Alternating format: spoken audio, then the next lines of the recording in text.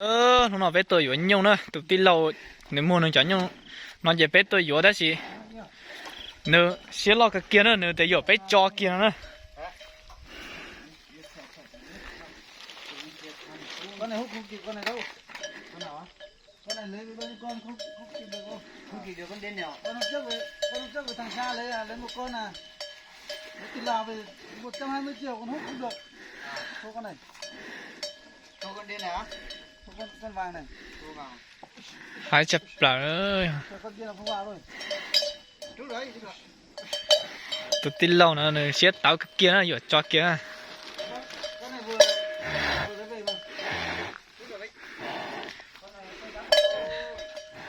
con vàng này trong mình để trên đây rồi trên đây là trong trên đây là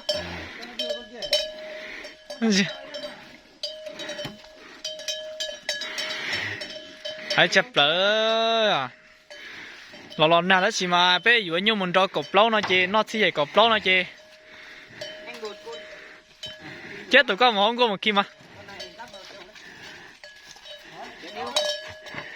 con này một tí lông nó này đúng rồi trên đây hả đúng rồi của mẹ chị đây con này với con vàng ấy nó vào phải cha nó giờ lên từ yếu nó to chỉnh chuối cho trông thế nè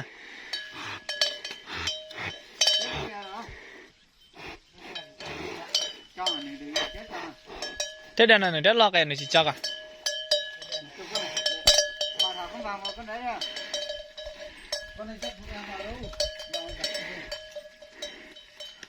này có xí tụ lo nữa này có tông lon đấy rồi này bút tông đấy rồi nè thế xin chỉ không nhớ chỉ bao nhiêu bút số này chị cô chỉ trò bị cho nhau chống này chị nó cho hạt tiền nó chị chúa mua dấu nó chứ cả chót trái thế này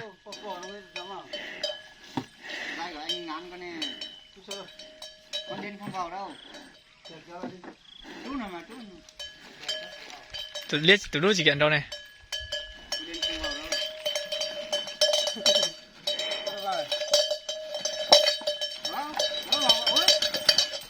đâu kia đi nó nữa kéo đi tru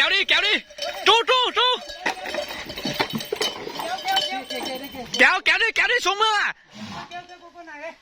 kéo con vàng đi Té lọt, trục kéo con to đi. Té mày cho sống à?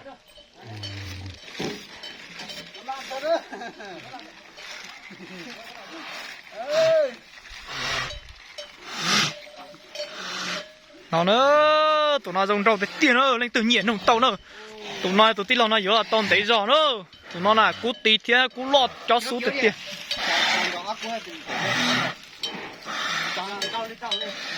Chưa à, nhưng kèn trâu vậy to mà. Rồi có cú. Nhưng kẹt cá đi. Tụi đeo là lấy chế, tụi đua xin rồi. Hai tiền nữa à? Cho, biết cho mà. Tụi nhung cho là tụi cột lâu vơ, đeo cột lâu vơ.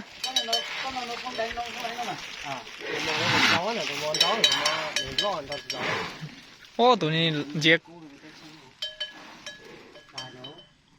Đài nữa rồi. Đài kia nữa, hai chập là nữa, bây sáng nhung nó ít bia bây thành nhung khá hậu đấy, bữa tàu tụi bố đi chả chế bây mà xin gì rồi nữa.